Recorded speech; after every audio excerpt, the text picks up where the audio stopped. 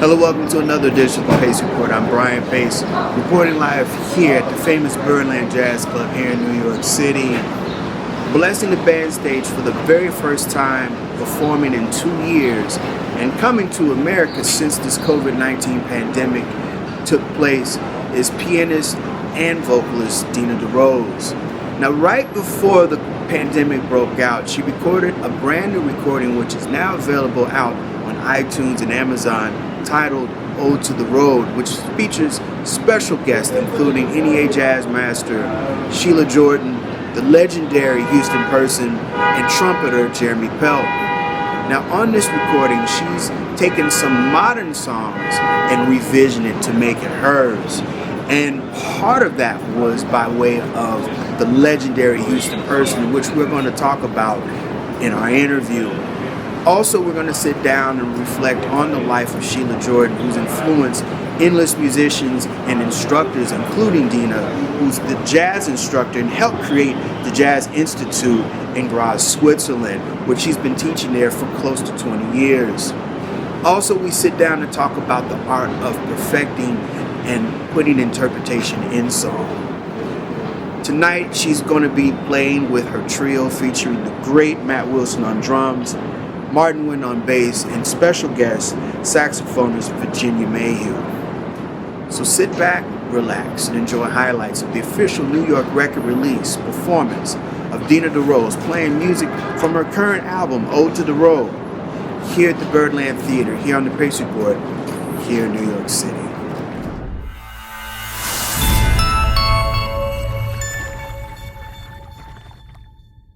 Nothing like you has ever been seen before. Nothing like you existed in days of yore. Never were lips so kissable, never were eyes so bright. I'd like to believe my possible, you bring me such delight. Nothing can match the rapture of your embrace. Nothing can catch the magic that's in your face. You're like a dream come true, something completely new. Nothing like you has ever been seen before. Nothing like you has ever been mine before. Kisses I've known, none so divine before. No one has your magnificence, who can describe your charms. I'd like to make my residence forever in your arms.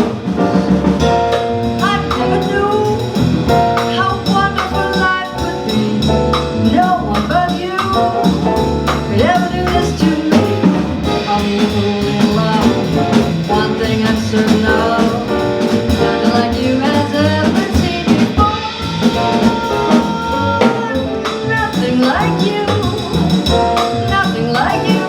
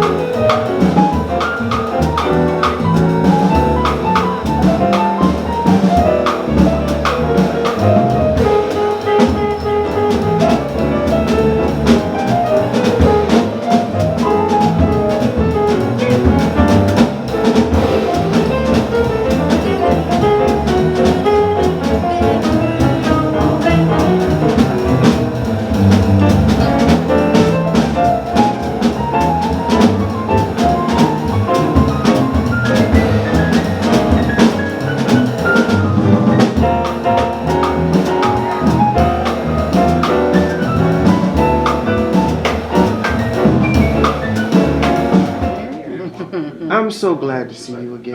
I'm glad to see you too. It's been a while. Welcome back to the States. Welcome back to life. How do you feel now that the world is moving forward now?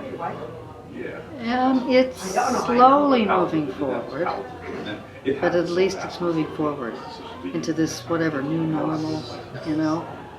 But I feel good just being back in New York and playing Birdland Theater, you know, like it's just really one of my favorite clubs, and with my favorite rhythm section, Matt Wilson, we've been playing now about 28 years together.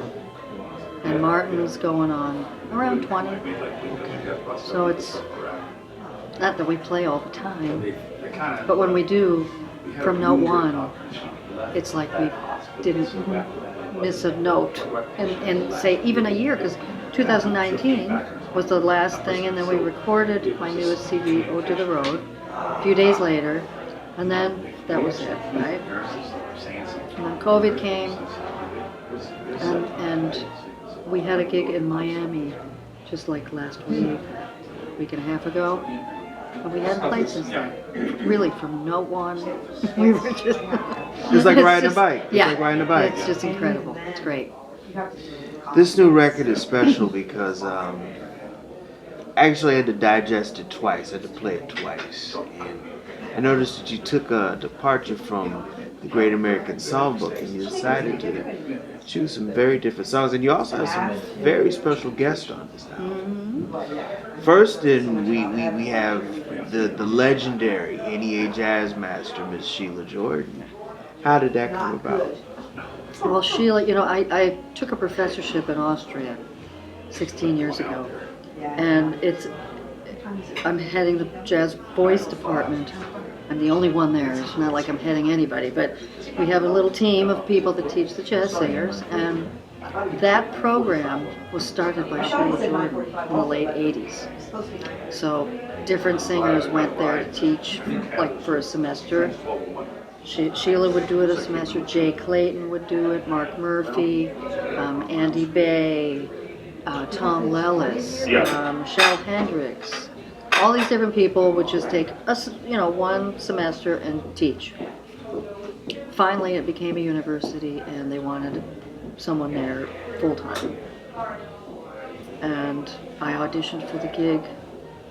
Sheila wrote a glowing recommendation. I didn't really know her that well then, but we knew of each other. We hadn't worked together. We knew of each other just from New York, the scene, whatever. And of course, it probably helped me get the gig, but I got the gig, and I moved my life over to Austria. And then I brought Sheila as an artist to do workshops and things. About, maybe in the first year that I was there, she came once, and probably every other year for a little bit, like just for a day or two. And also Jake Layton. And of course Mark's not with us anymore, but others that she used to bring over, Michelle Hendricks.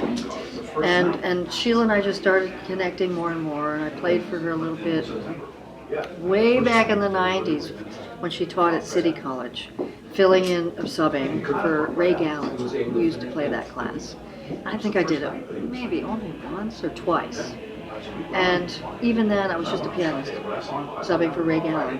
And Sheila was teaching her class, and I don't think I said more than hello and goodbye, to her. And through these last, say, 16 years, I can say Sheila's a friend, and really helps me out when I need to, if I need a place to stay in New York or whatever, or just comes to my gigs or whatever it is. And I brought her over there quite a lot and helped her other places that, like in Italy, they wanted to know, how do I get in touch with Sheila, so I help her out.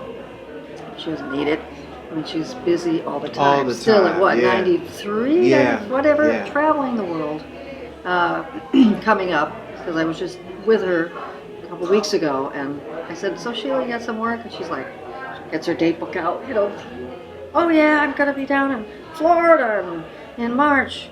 Florida soon. I said, what? We're going to be in Miami, right. When are you going to be there? She's just like flipping through, She's so full of energy still at that age and ready to go do it, you know, and it's really inspiring. So when I was thinking of doing this record, I thought, Ode to the Road. Now think about, I mean, the tune is written by Mark Murphy with a lyric, Alan Broadbent with a Mark Murphy lyric, and he knew about the road. And then I'm thinking, Sheila, she is on the road all the time, you know, like since she turned 60, it was like road the rest of her life, you know.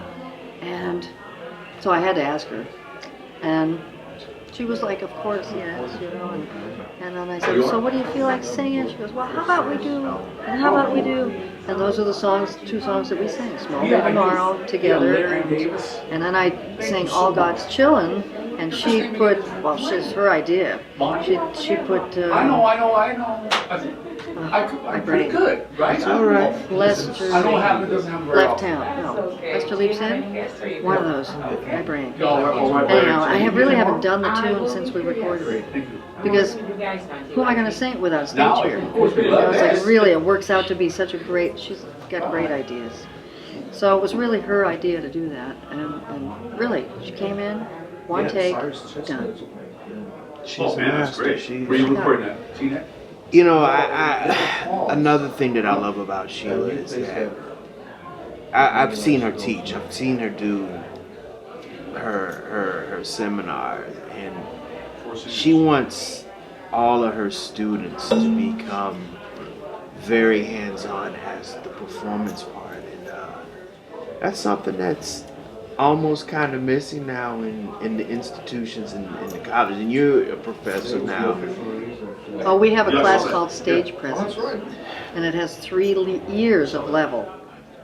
Wow. So, explain that, because I mean, it seems like that's a part that is kind of lacking. I mean, I see a lot of musicians and great talent, but I see some people that could work on other things, right. And I think Sheila's kind of like, you got to do it like this.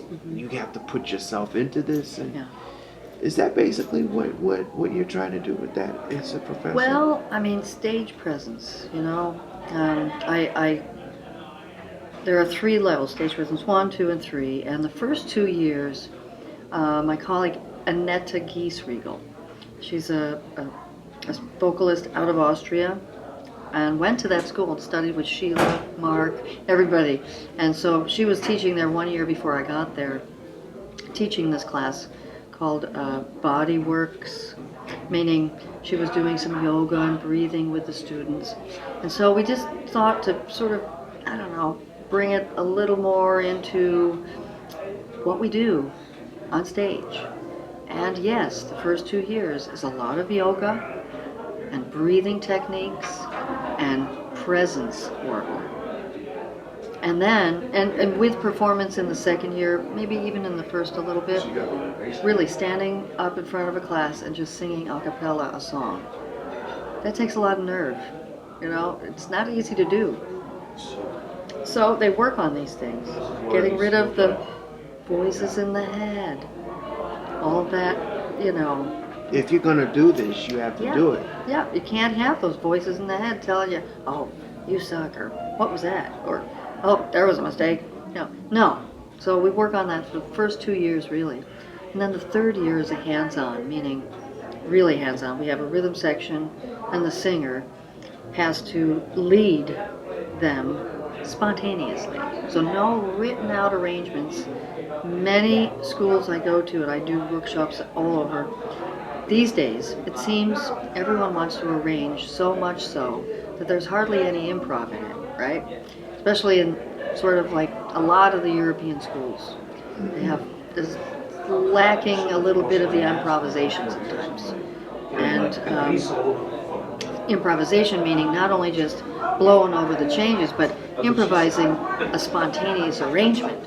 Like, you know, you finish the head, you look at the piano player and give him the solo, or the bass player, or maybe it's a drum solo, brush solo, you know, being very spontaneous and trying these sort of formulas that do work.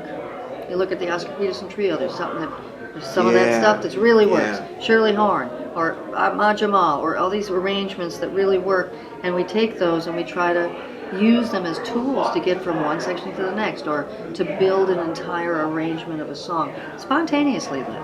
So, maybe she just, at the end of the solo section, cuts out the band and she's with the bass only with the voice, like Shelia would do. Yeah. So stuff like that, but also leading and leading endings, cues and musical cues, or verbal bridge, Right. or whatever it is. And a lot of them don't know any of the simple stuff. All this formula stuff that most of us here in New York, you go to jam sessions, there's a protocol. Certain things happen, there's like an order of events that's natural.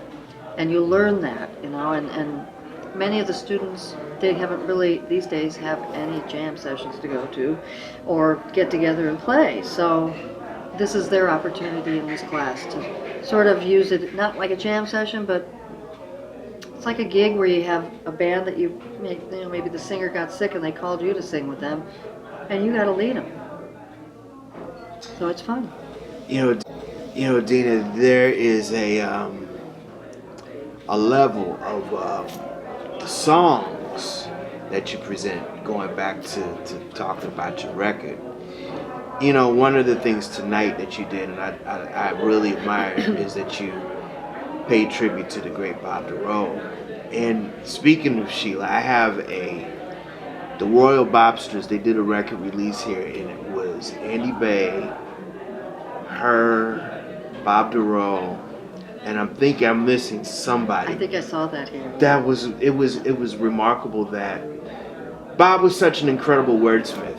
Yes. And you brought tonight, you told everybody about Schoolhouse Rock. And now I'll be 50 this June, and I grew up on Schoolhouse Rock and PBS. So it's like Bob's really was, with the exception of my grandfather's exposure to jazz, that television show had all the jazz heads singing and playing on those 2 or 3 minute songs. Yeah.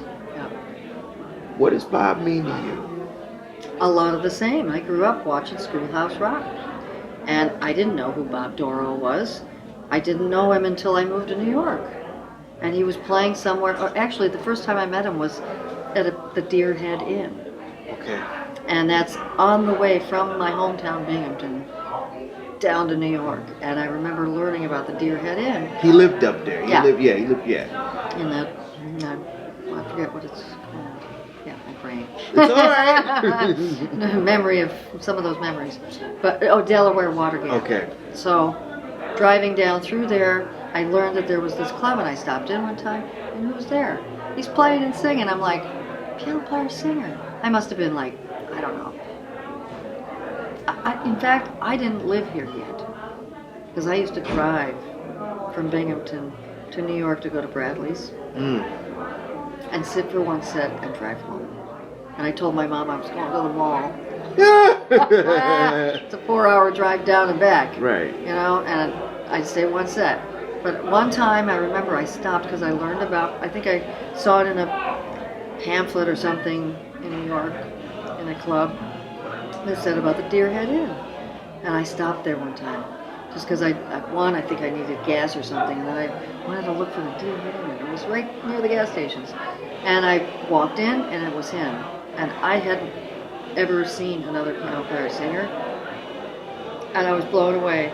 I didn't meet him that night, but I remember it, and I had to get home, because the car home before they wake up and whatever. So I did that, but then when I moved to New York, I went and saw him a few times. Got to know him a little bit. I played the Deer Head Inn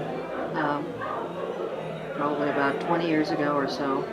And he always came to my gig. Just like, at least a handful of times I played there. Not many. Some people did tons of gigs there, but about 5 or 6 gigs, and he was always there, very supportive. And I don't know, his music is so real. It's so honest, and it's how he is. Yeah. It's really, the music reflects him so much. Grady Tate, God rest his soul, he told me he sang a couple of Bob's songs for Schoolhouse Rock, and he said, well, Bob was a friend of mine, but he loved doing those songs because they were so slick and they were so innovative, and You well, learn nothing something. like you goes through like, I don't know, 6 or 7 keys. Yes. It's unbelievable, you know, or somewhat. Yes. But it's shifting all the time. Right. It's great. And those songs, like the Blossom Dairy, it's like he crafted these little cute songs for these musicians.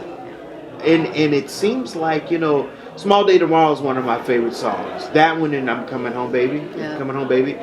He wrote these very sophisticated, slick songs. Yeah. Kind of missing in jazz right now. A little bit. Yeah.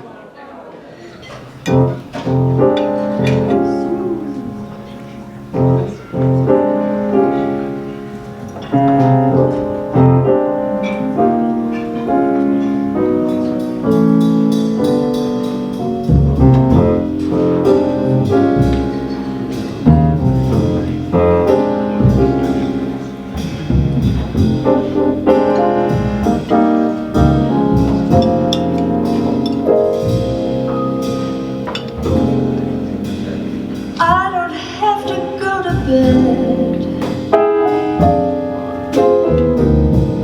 'cause I've got a small day tomorrow. Small day tomorrow.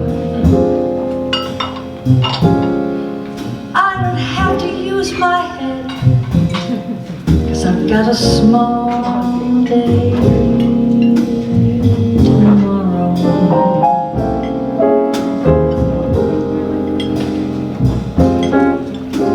I could sleep the day away, it won't cause too much sorrow.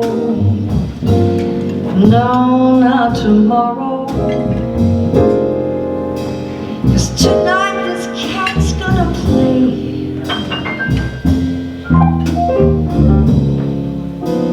She's got a small day tomorrow.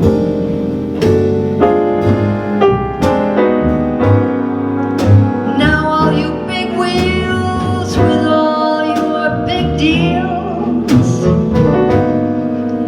you're gonna need your sleep.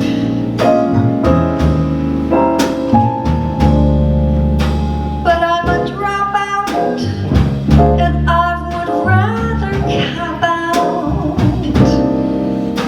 than run with all those sheep.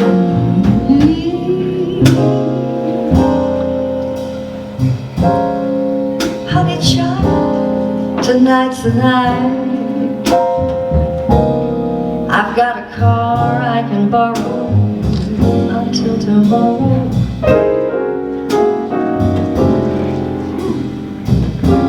We could swing till broad daylight, 'cause we've got a small day tomorrow.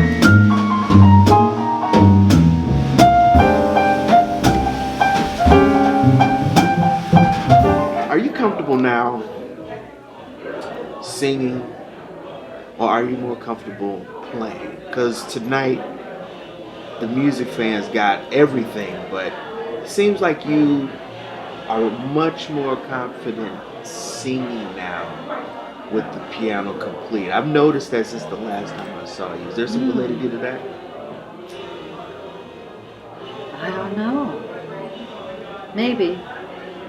I mean, I teach jazz singing, and before I moved to Austria, I taught it at Purchase College, New School, Manhattan, NYU, Hart School of Music, like LIU, many, and I had students here and there.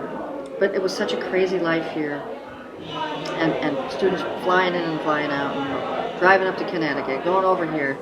And when I have a place where I'm teaching, it's called the University for Music and Performing Arts in Graz, the oldest jazz institute. I'm pretty much only there teaching. I do a few people online on a different day, but that's my main focus, and I just enjoy seeing students grow. And it's not, I mean, I'm guiding. They're doing the work. Right. You know, they have to do, I can't give it to them. You know, they have to take the guidance and do something with it. And they do, and I start to see it, and somehow, maybe it's just also getting older, being comfortable in your skin kind of thing. That has a lot to do with singing, I think. We talk about this a little bit in stage presence because they're so young. And they're, 18 to 22, 23, and they have a long way to go in life to experience things and life. Because a lot of these songs, at least the ones I sing and write, are reflecting my life somehow. I don't sing something I don't believe or can't say honestly, sing honestly. So, and I've done that more and more, I think, by, as you said earlier, sort of veering a little away from the American songbook and finding tunes that I really have. I mean, I love the Great American songs. It's my thing, especially to arrange them. It started the modern form of music here and abroad. So, but to veer into these more jazz standards or putting lyrics to things or other people's lyrics, not the Cole Porter's, but the more modern. It's opened up another expression for me. So I think maybe that's what you hear. It's just sort of a deeper, deeper sense of story and feeling. Last month we lost the legendary Marilyn Birdland, and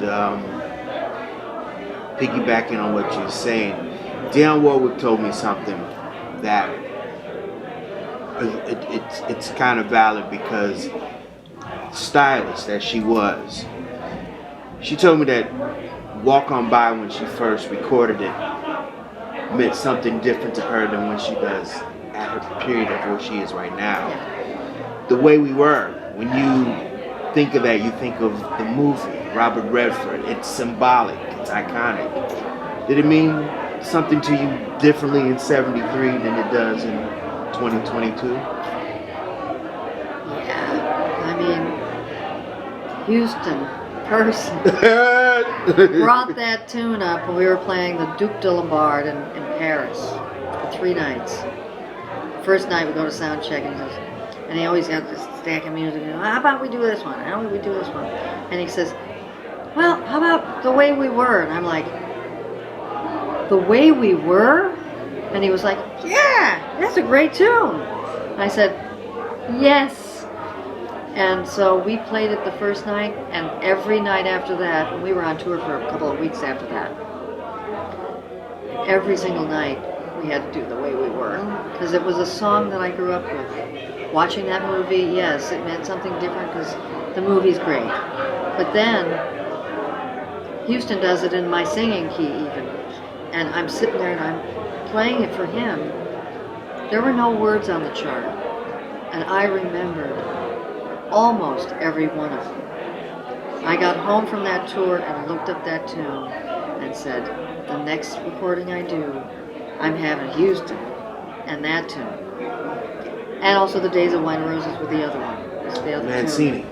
Yeah. But, you know, great songwriting. And now I have to say, if I look at that story of The Way We Were, of course there's the movie, but I'm able to sing that now. I don't think I could have sung that if I were younger. You know what's crazy? If we break down Streisand's whole career, she put some bulletproof songs out and made it hers. Like, the only person that I think besides you that I think of The Way We Were, vocalist Gladys Knight. And hers is a little different, but it's interesting. Gotta go groove to it. Yeah, it was a live version, and it. Do you think that Barbara, when she recorded that, do you think it was elegant and simple? Something that grows, because a song grows over time.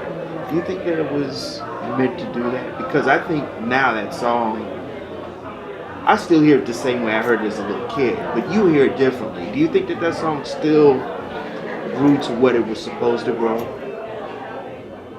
It has a strong existence, and songs that stay around, or not that a lot of people have done it, but when you hear it, it's classic, you know. And with my arrangement, I tried to, I didn't do that much different, but I tried to do my little reharming and make it yours. Yeah, and a couple little kicks here and there, and whatever.